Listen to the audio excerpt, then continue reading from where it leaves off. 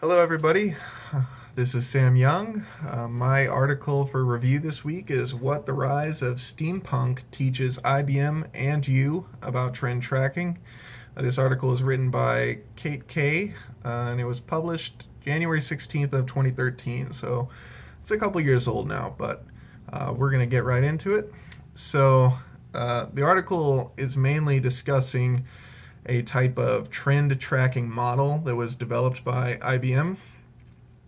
So IBM primarily developed this model in essence to try and sell it to companies looking to exploit the model for identifying, developing trends that have potential for lasting an extended period of time, or in some cases even trying to develop products that they can rely on to become, the term is instant classic in this article, or basically develop a product that can become a long-term trend.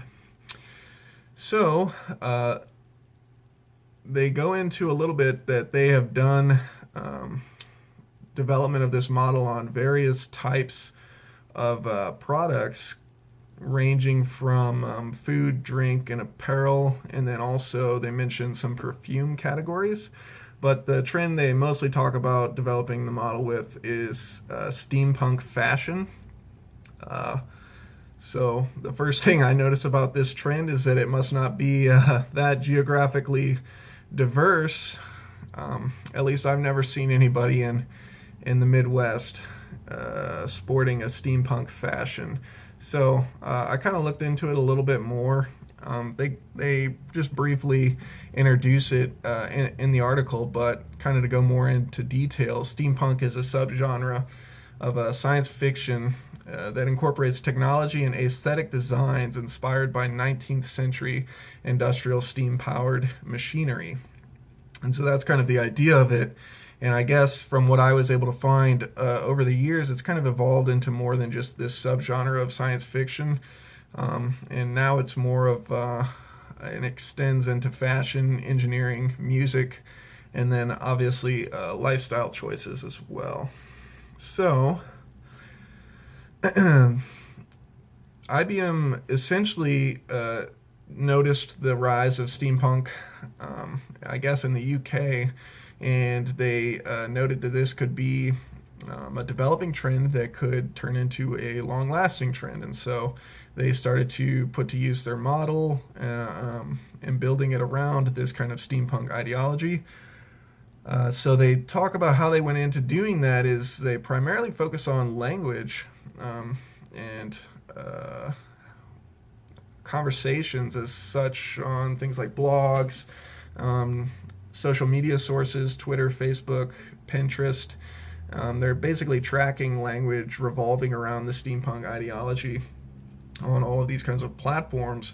And then I guess their model somehow uses the language that's used in conjunction with steampunk subcategories to kind of identify a trajectory of the popularity of steampunk.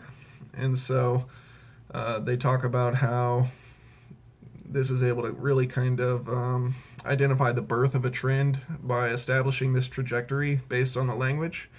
And they really just talk about that the trick is primarily a large data set, because you have to account for the natural way that people use language differently, especially in different geographic regions. So it looks like primarily they just need a large data set in order to have their model kind of work out.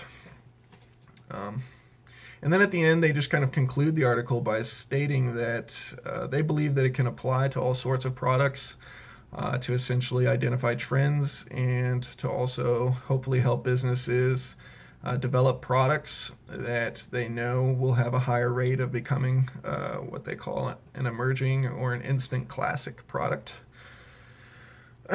So some of the things that I was thinking about while reading through this is that I was also thinking about this week's main reading article, The Subcultures of Consumption and Ethnography of the New Bikers.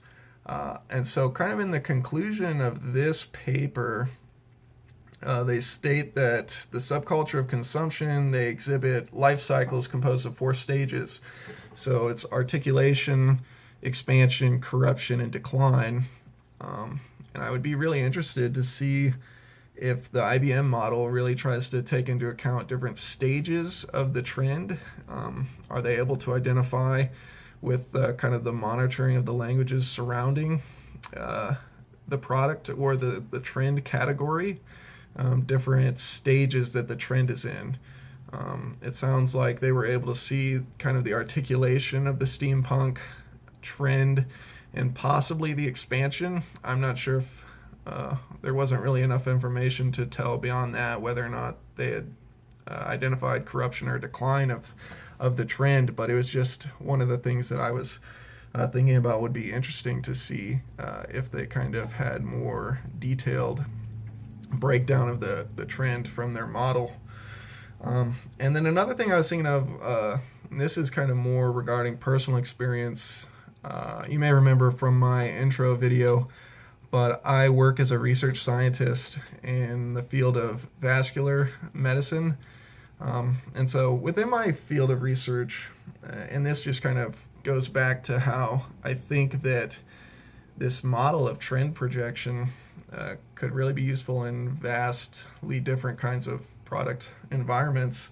In the field of vascular medicine, you're probably familiar with when you have a buildup of plaque in your arteries, you can get arterial blockages that can lead to things like heart attacks or even amputation in extreme cases in some of the exterior limbs. And essentially the kind of trends that have developed through the years to treat these kinds of issues have gone from the very early balloon angioplasty, where they insert a catheter and inflate the balloon in the treatment area to kind of expand the artery back out. However, there's kind of a high rate of failure with that, in that the artery just gets blocked back up again after a certain period of time. And so it moved from that into implanting these stents. The stents was kind of the long-term solution for a while, but there was problems inherent with the stent technology that led to, the drug-coated stents being really the end-all be-all solution currently in the minds of many that's used today for the treatment of these kinds of issues.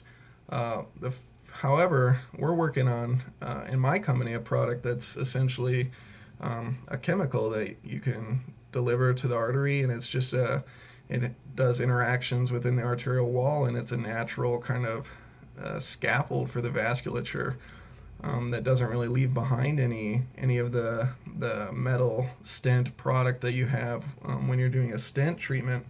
And so this would be an interesting thing to see if a model like IBM was putting into place would be able to project the trend of certain types of technology like this, or if it would have been able to identify kind of the failed fads within this realm of research.